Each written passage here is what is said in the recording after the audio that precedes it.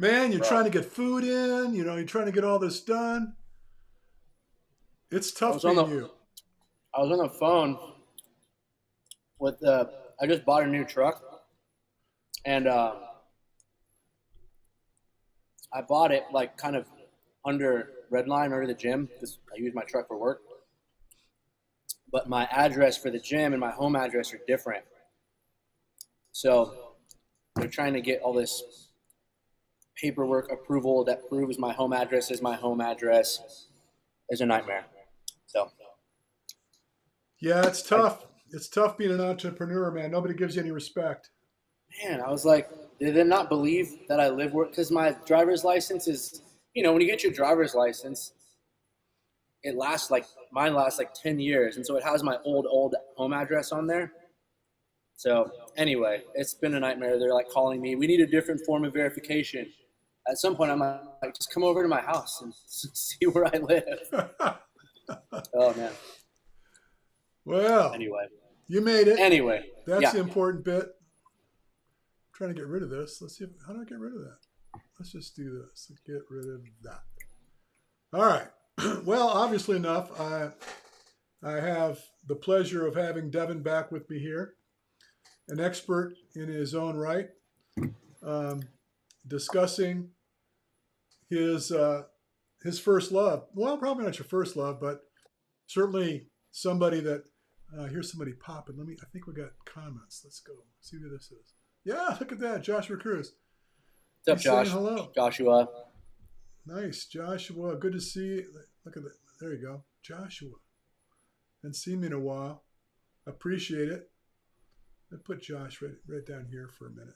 Look at that. Watch this. I got this little trick I can do now. I can make his little cameo thing smaller so I can. So anyway, very cool. Very cool. Let me get rid of my name too. I'm trying to multitask here. I don't have the money to have, like a team of people here handling the day-to-day stuff. So I'm like banging the cymbal with my knees and blowing the kazoo and trying to play Oh, the you don't guitar need a team.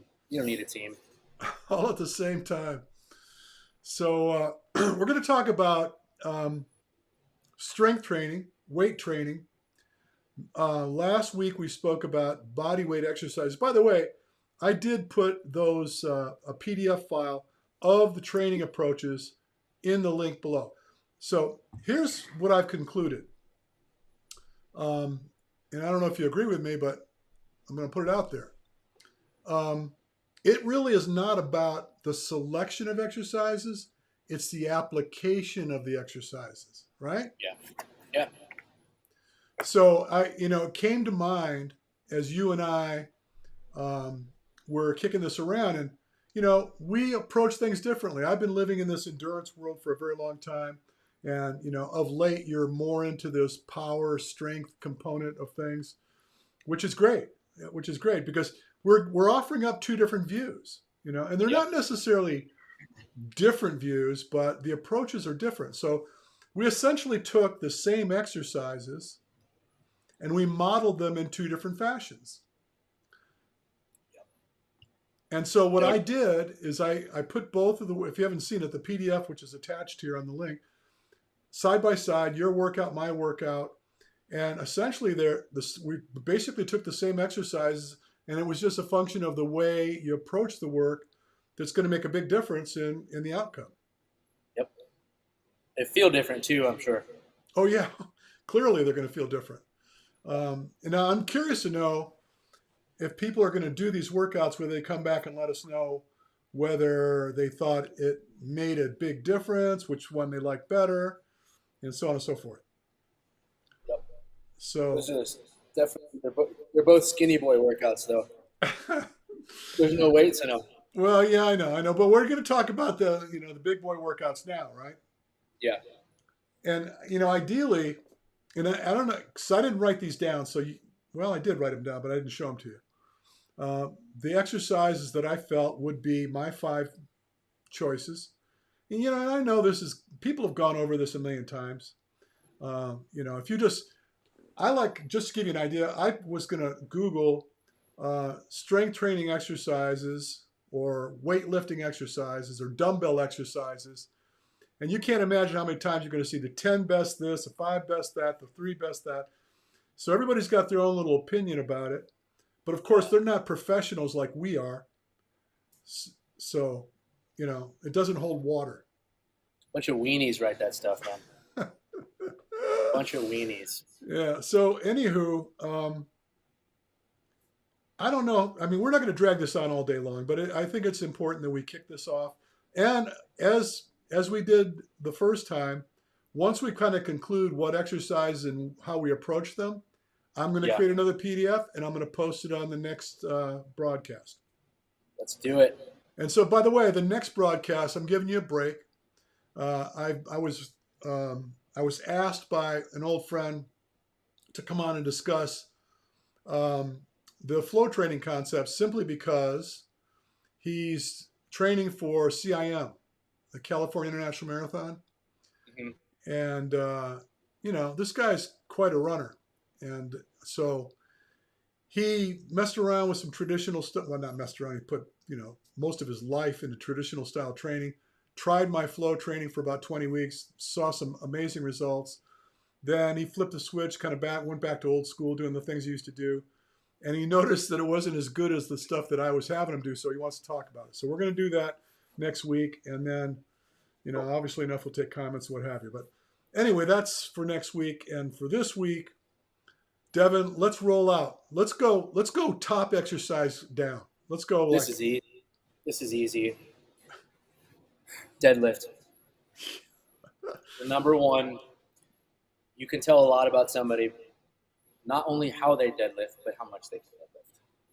Yep. That's my opinion. Yeah, well, I can tell you, given that as a yardstick, I'm in a lot of trouble.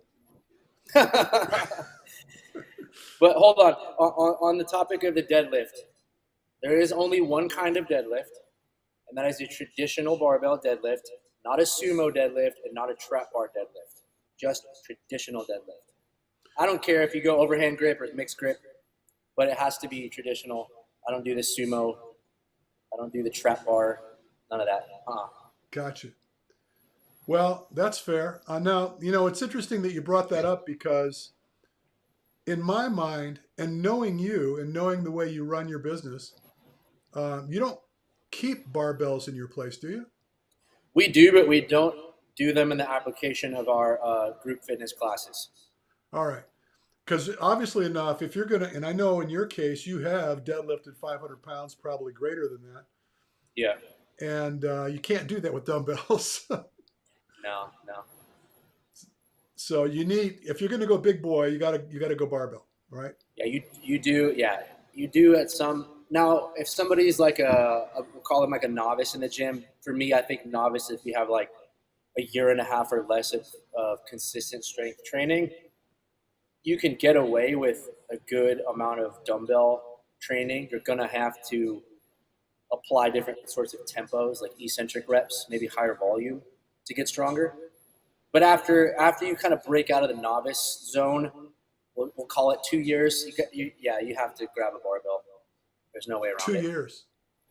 Yeah. Oh yeah. Now that's not to say that. Let's say you're brand new in the gym today. I'm not going to say, we're not going to get you on the barbell for 2 years.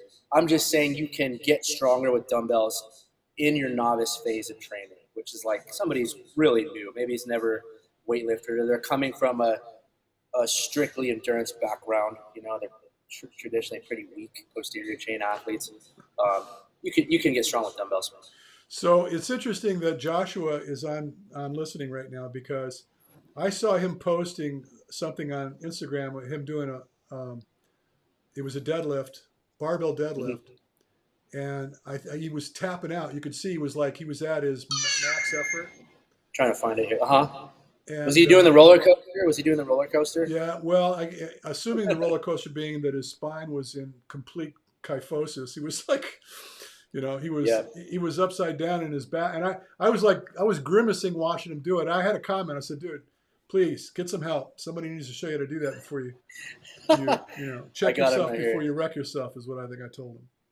Joshua, okay, I'm watching this right now. I think I know what you're talking about. Let's see. Well, now is this it right here? Wait. I can't. Uh, No, that didn't look like terrible no, that like wasn't shape. it. There, it was another picture. It was a anyway. Long story short, he was doing the traditional roll the spine. You Yeah, know, all the load was rolling up into his L4. the poopy deadlift. It's like a Yeah, and dog I'm like, pooping. oh my god, don't do that, man. You're going to hurt yourself. Yeah, And this is a problem, I think, when people are looking up to other athletes and they want to achieve the same type of outcomes that they're able to do. And you just said it yourself. So look, you're a novice for a couple of years. You don't even really push any big weight until you oh you yeah, know you own it, right? yeah, And yeah. so I don't know if I got a couple more years left to get to that place. Um, but I have a barbell in my training facility over here. Yeah, and I ain't going to tell you how much weight's on it because it's kind of embarrassing. But I think though, I mean, the weight's relative to what your like potential max is. Um, but everybody's different. yeah, well, so we're looking at deadlifts, and we're not going to talk about your repetition continuum just yet, okay? Yeah. But we're going to add an exercise. By the way, the deadlift is absolutely my number one on the list. So I was with you on that. So it's not that we don't agree. It's just I approach things a little differently because I deal with lesser powerful men. Let's just put it like that. Yeah, yeah. So my exercise number two um, is like a thruster, I know a couple people who would agree with you on that. a push press. Yeah, And so again, getting back to my world, I like functional strength. I like an exercise that's going to engage the entire body. And we talked about isolated movements. I'm not a fan of isolated movements. I call that show pony work. Where you just want to look in the mirror and see that your delts are popping. And when you say isolated, you mean like a single arm bicep curl or something like that. yeah, yeah, or Yeah, yeah, anything like that. yeah, So yeah, going from a squat position to an overhead press, you get it all. I mean, you really do get it all. yeah. I agree. I agree. Yeah, I So don't I mean, I disagree. could I could almost battle between those two exercises as to which I prefer to be first on the list. And quite frankly, I think that the thruster could potentially be the first exercise I would engage. You know, Yeah, right after the run, right? yeah. I guess the only reason I would disagree, this kind of goes back to more of like, let's say we're talking to somebody who's a novice, right? I want to get stronger. I would say the deadlift has a little bit less of a barrier to entry than something like a thruster. And when I say that, that's probably more along the lines of the hundreds of people I've seen that can't even do a squat, like a proper good squat, trying to do thrusters, especially in the whole CrossFit space. That's a different story, but typically it's a little bit more user friendly to load a deadlift than it would be to load a thruster. You know what I mean? Yeah, When I yeah, say load, like you're gonna move more weight and implement a little bit more stimulus on the central nervous system in a deadlift than a thruster. But that's only just getting like super nerdy about kind of who can benefit from it quicker or easier access. well, it's technically more complicated to do the thruster. So, from a Yeah, standpoint of being able to move more weight, you put yourself in jeopardy if you're not comfortable with it. So, yeah, um, I agree with you. You're gonna be able to push a whole lot more weight in a deadlift than you are in a thruster. And if you get to yeah. a place where you're anywhere close in the thruster to your deadlift, you're a monster, right? You know. That's true. That's true. So what was All your right. second? My second one's going to be an overhead press, strict press. So I do variations of like push press and jerks and all that, but I really, I feel a strong way about people that need to be consistently pressing overhead. Along the same like methodology or the mindset that you have with the thruster, like it just kind of gets a lot going there. A good solid overhead press workout. You've got your upper back, your delts, your pecs, your core, your midline. I mean, there's been some workouts I've done that are overhead presses where my legs are sore, just from the contraction you have to make sure you're not breaking at the waist and the knees. Uh, Overhead press is legit. I think I tried overhead press So twice a week. you suggested a strict overhead press. So what am I looking at? So there's no jerk. You're not like hopping the Yeah, weight up. yeah. Essentially, you cannot bend the knees. If there's any fore and aft of the knees or even the hips for that matter, because I've seen people strict press where their knees might lock out, but then the hips kind of shift front to back to assist with that. Technically, that's not a strict press. It's not. I mean, if you're going heavy enough, then I don't think anybody can give you a hard time for moving the hips a little. But yeah, technically a strict press, there should be no action on the lower body whatsoever.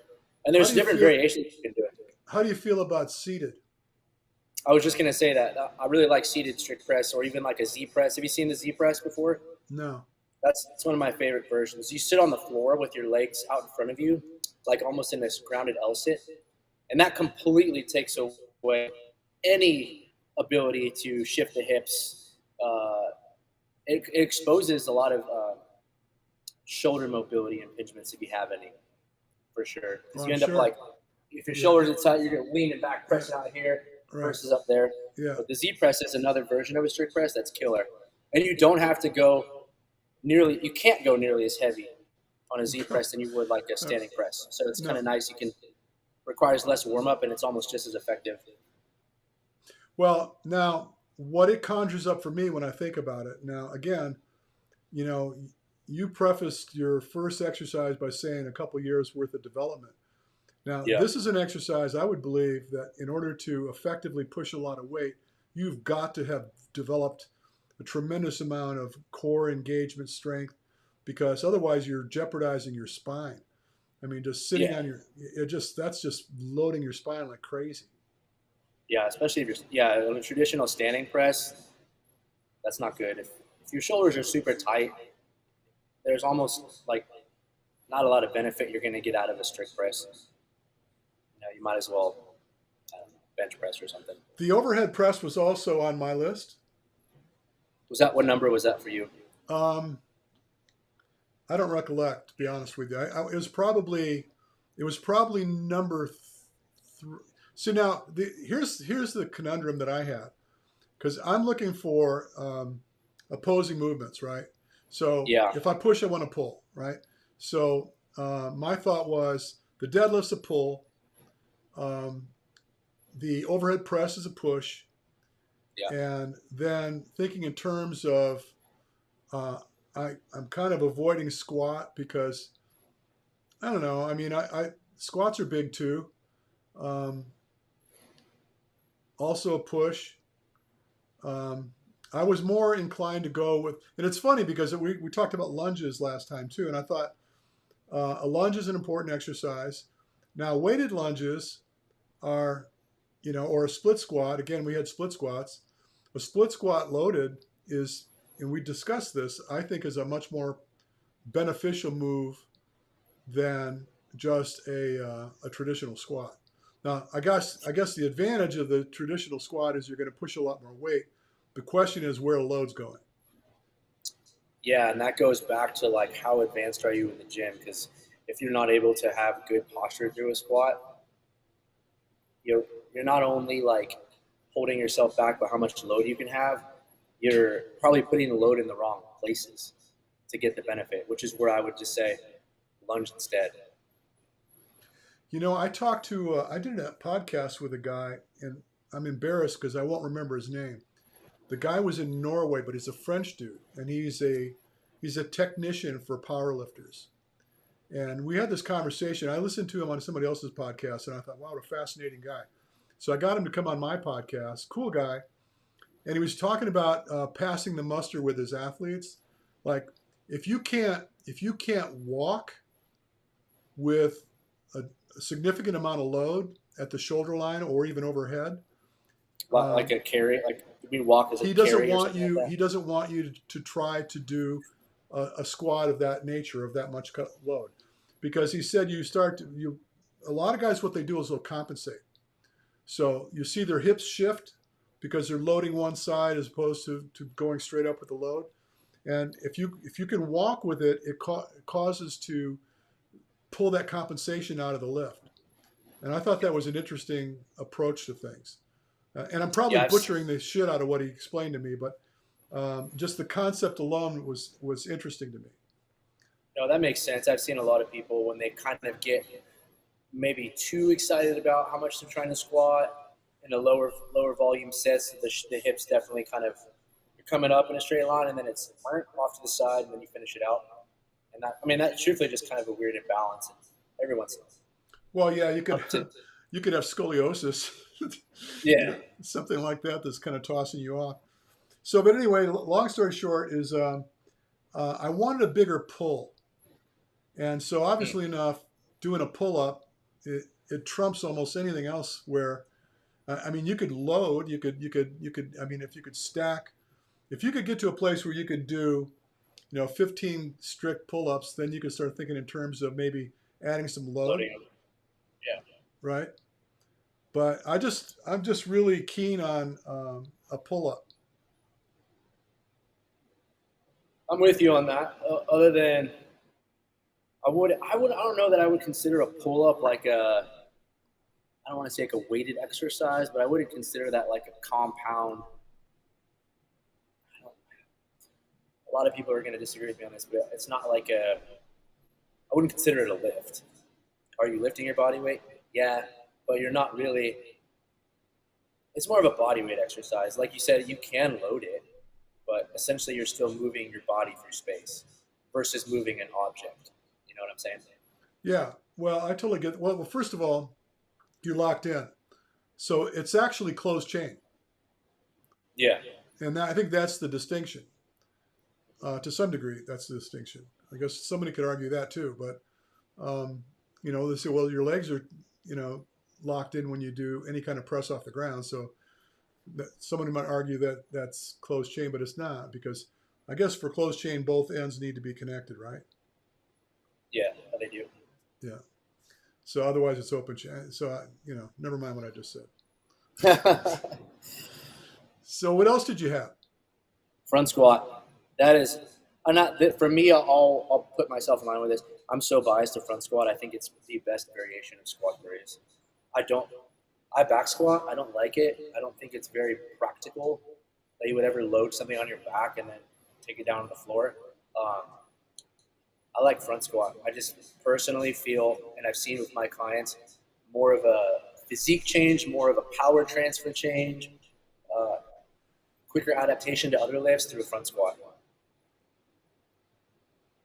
That's my So favorite. when you That's probably say my favorite squat. when you say greater adaptations, what are we talking about?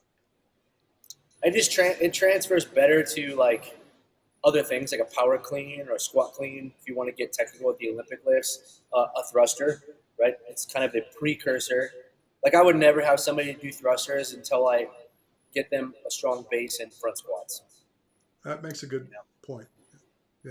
Like for example, I did a competition a few months back. One of the workouts was, I think it was a 1 rep max thruster, and I don't do thrusters, but I do train my front squat and my pressing separately. And to toot my own horn, like I'm pretty sure I trumped most everybody on the leaderboards lift on the front squat. Maybe one other guy was like a pound or two ahead of me, but I don't front squat. I'm sorry, I don't thruster. How big is a front squat? For me, 380. Oof. 380 is my best front squat, which is good. It's not crazy awesome, but Well, comparatively speaking, your back squat's got to be over 500 pounds, right? no, I've been vocal about my back squat is terrible. It's like 410 pounds. I That's my thought you best. told me you did the 500 thing. 5, 4, 3, The 2. deadlift was Oh, 500. right. I'm sorry. That's a deadlift. Yeah. Yeah, you're right. yeah. And the back squat was 400.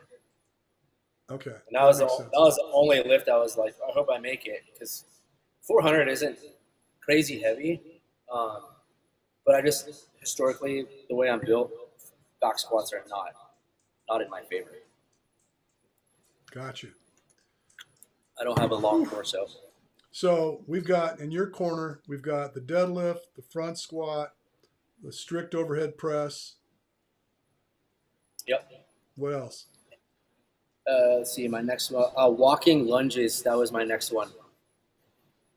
I don't think I've ever, and not to say that like you have to be sore, but I'm like historically always sore. Or I feel like there's some sort of gains to be had anytime I do any version of walking lunges, whether it's lightweight for long distance or heavyweight for short distance. It doesn't matter. I'm always just like the next day or the 2 days afterwards, I'm like, damn, that was a good workout. I got stronger. Um, and for me, that's like a direct correlation between stuff like heavy walking lunges to speed, right? Whether we're doing bike sprints or running a 400 for time, all that stuff. Just lunges, dude. I think it's like the king of leg workouts. So I was kind of torn between the split squat and the lunges. And I think I was vying more towards the split squat simply because there's going to be more load. Yeah, I would agree.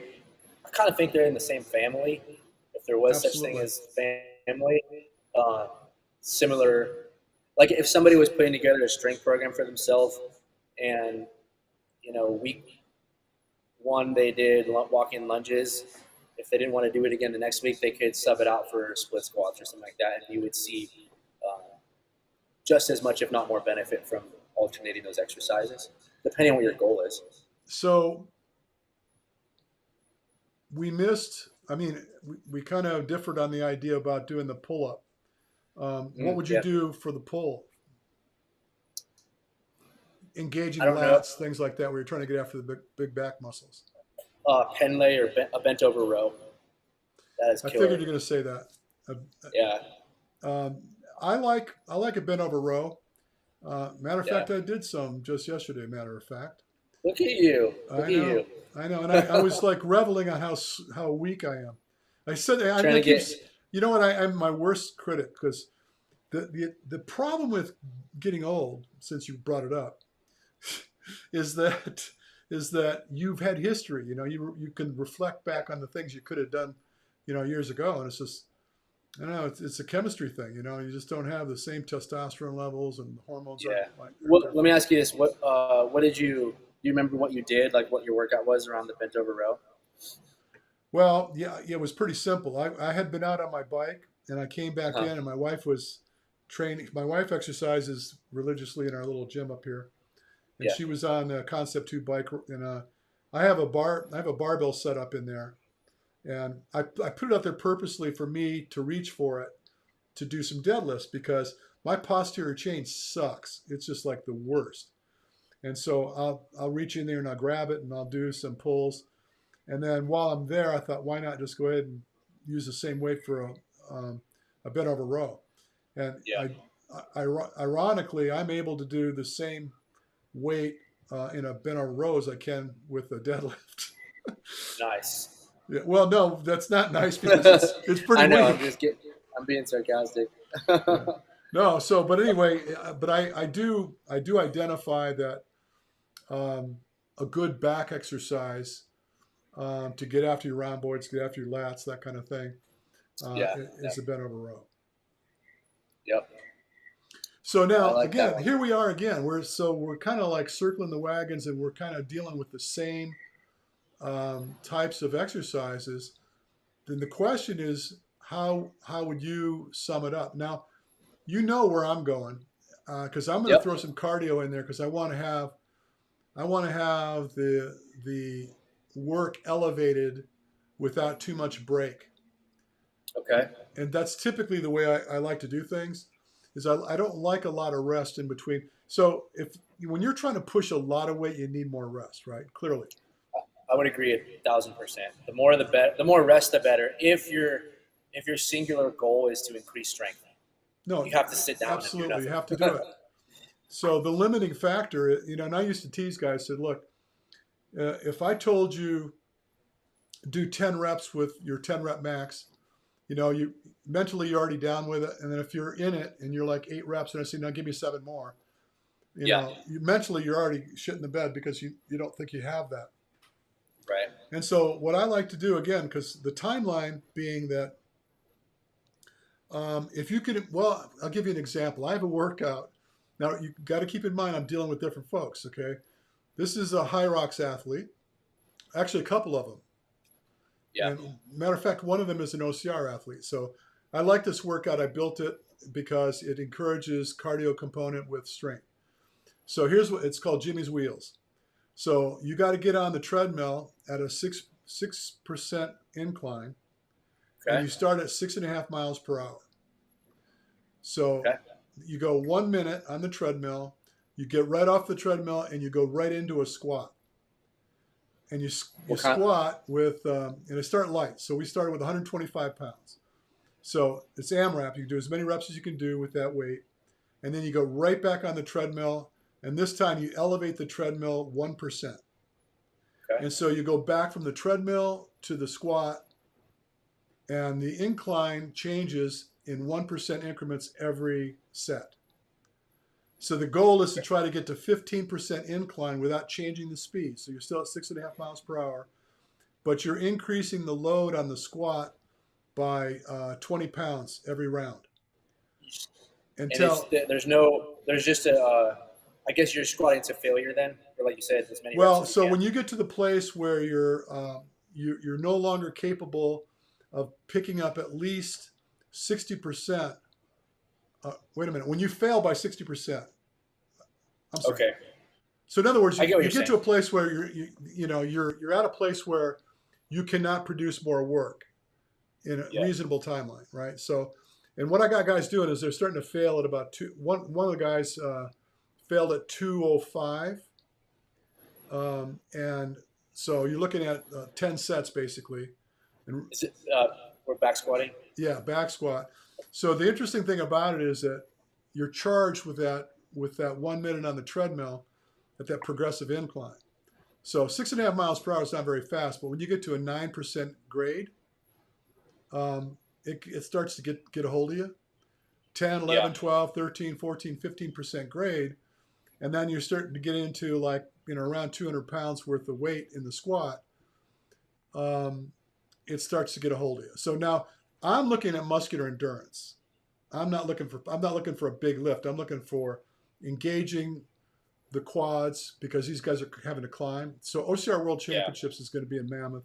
It's coming up here in a couple weeks. yeah. And So the application of that is specific to what they're doing. Yeah, right, but it's so the meld that I'm creating here is there is a strength component associated with cardio component. And yeah, that would be, I think that's where we draw the line, you and I. You yeah. It depends. I mean, if I was doing like a Spartan like that, I would train the way how you're talking now. Um, let's say that in 9 months I've got a OCR race, right? For the next 3 months, I wouldn't touch that stuff. I would just be getting beefy and strong. And then maybe the 4 to 6 month out marker, then we're going to go into a little more volume with the heart rate elevated, doing your incline runs, supersets, some thrusters, that kind of stuff. So it just depends on what phase of training you're at. well, I think there comes a place where when you start getting yoked like that, you start picking up weight. You're going Not to picking slow up down. weight in your hands, but your body weight starts to grow. Then Yeah. then your focus is trying to shave it off because that's going to get expensive. When you're Yeah. trying to run up a mountain and let's just say hypothetically you're 215 pounds, even though it's all muscle, that's just a lot of weight to pull up the mountain. And then your heart rate's going to go through the roof and your heat's going to go through the roof. And it's going Yeah. to be an ugly day. Depending on how deep you're going into this. So, for example, in a sprint, okay, maybe so, but you start getting into like a half marathon distance or a beast where you're getting up. Well, by the way, one of my guys just won the Spartan Ultra Beast at Killington, um, Okay. which is 32 miles, 60 obstacles, and up and down a mountain. Um, and he did it in 7 hours and 55 minutes, and I think he set a record. Nobody's done it that fast before. That's so long. But the point of the matter is that I mean, I'm happy to see him do grip strength And then Okay. like we do weighted runs. Like I put 50 pounds on them, have do interval repeats on about a 2,500 foot elevation gain over a mile and a half up, mile and a half down, and do like 4 rounds like that. And Okay. you know it it takes its toll. Or put them on a step mill with a 50-pound backpack, and then have them do, just work that step mill for an hour or so. And Yeesh. yeah, but it's a different animal, right? We're talking Yeah. about sheer strength, power versus muscular endurance and that kind of thing. Yeah. They're definitely different archetypes. The Yeah. athletes are going to look way But different. you know what? I think it's kind of cool that we're sharing the views, because the application is, I don't. That's not the right word. The tools we're using going into the thing are not different. It's just the Right. approach with the tools is what's different. I agree. So you got the deadlift was first, front squat was Mm-hmm. second, lunges were in Uh, there. oh yeah, deadlift, overhead press, front squat, lunges. That's four. Yep. And then the last one I have on here. Oh, the bent over row. Bent over row. That was my fifth one. The only thing that I think I missed you on was the front squat.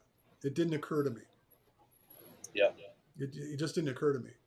Um, and I guess I'm still kind of battling with wanting to do a pull up. And Yeah. Yeah. I guess yeah. It was. I think what we had said is. I guess my version of pull up. We'll talk about like the lats and the anterior is the delts bent over row. would have been tackled in the bend over row. Yeah. And honestly, like if I had to flip a coin for either one, it wouldn't matter to me. I do equal amount of either either one. I love pull ups. I've been doing pull ups since I was a little kid. And So what do you weigh? Let's just get to brass tacks.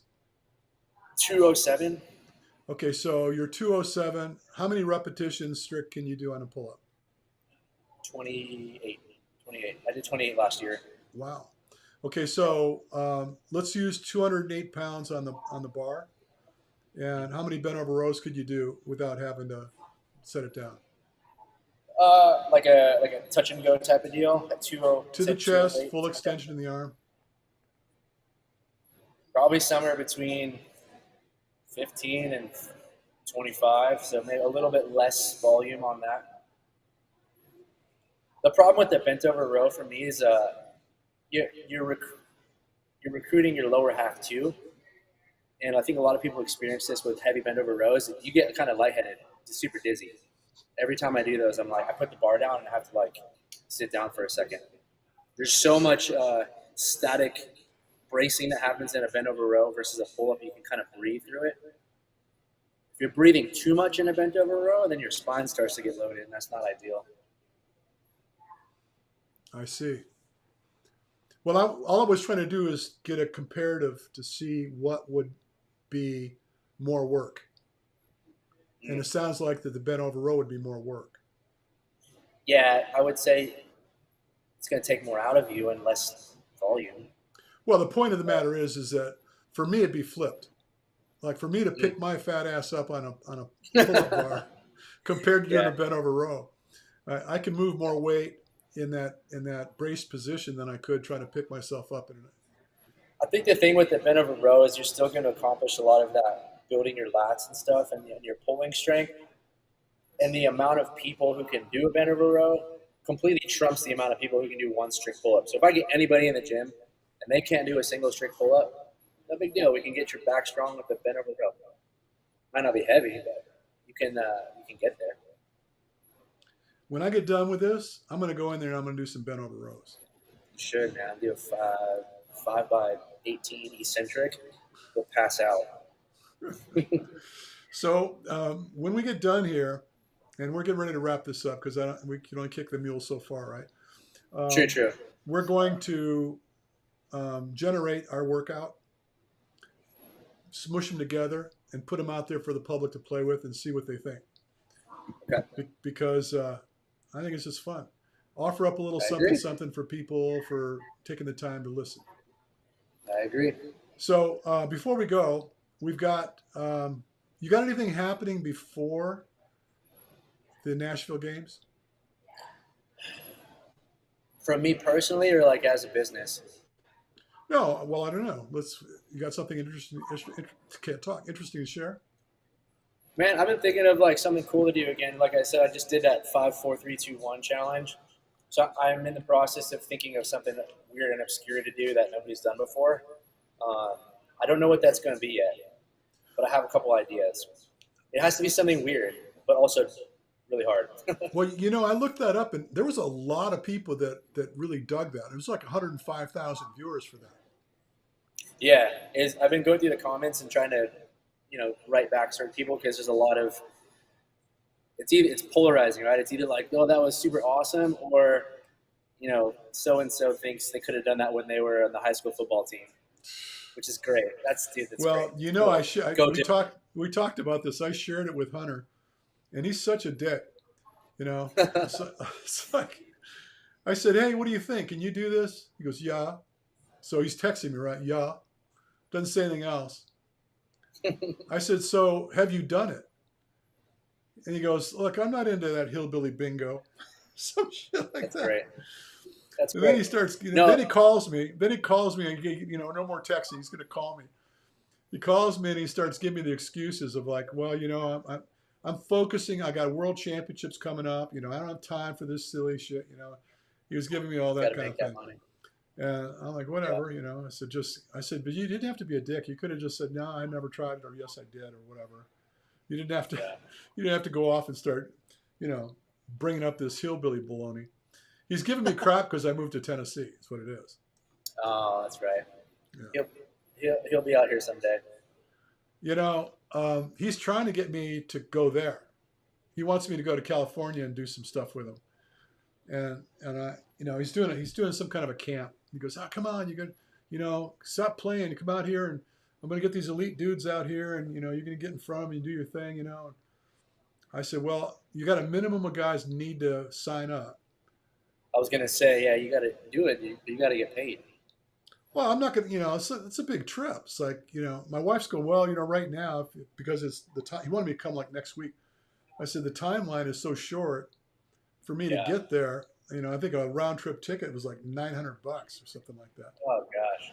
Yeah. So I might be wrong. I didn't, my wife was the one that looked it up because I asked her, I said, should I go? And she's like, yeah, maybe, but I haven't been back in a while. I don't really, part of me wants to go and part of me doesn't. It's You great know, out here. Why would you leave?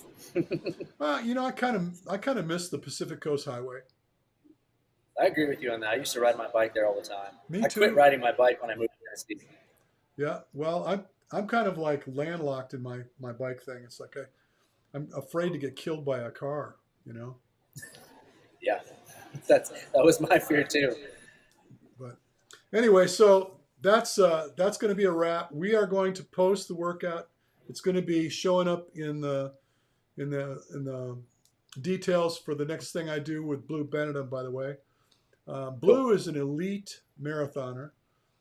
His PR at Boston was 2:23, and he's been playing. Actually, he's one of mine. I coached him years ago, and he spent a lot of time with me, and we got him from a 2:46 to a 2:23. So Jesus. we're still connected, and he's 41 years old now, and I still think he's got another 220 in him.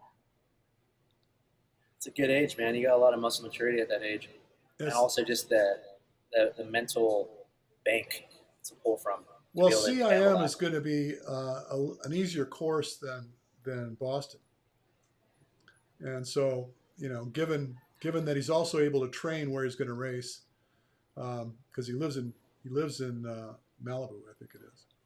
So Yeah, anyway, much respect. I hope you are able. What? By the way, what did you buy? I saw that last truck you had was a monster. I got the same truck, just newer. Oh, I had I had like one of the old versions of the Ford Raptor, uh, but yeah, it's getting up there in miles. I just traded in for a newer one. what's that got? It's the Like a same jet truck. engine in it or something? It's like They're pretty stout, yeah. pretty stout. The one I used to have was like one of those 6.2 liter V8s and sounded like a missile. But truthfully, I drive a lot more now. My kids are in school, so I needed a new EcoBoost one they make. It's got a little better gas mileage on it. So I went from like 9 miles a gallon to 18. So I don't have to Bonus. go to the gas station every week. I know, but it's just as fast, if not faster. Yeah. Well, I'm all done with that fast stuff. I used to work with Porsche. It's a story, another story. But anyway, thanks, man. Appreciate it. Of Listen, course. Daniel was in here. I didn't give him a shout out. Thank you, Daniel, for showing up. Josh, it was good to see you. Yeah, Um, man. Reach out if you need some help with that deadlift. yeah, yeah, I probably do. All right, so off we go. Cheers, All right, man. brother.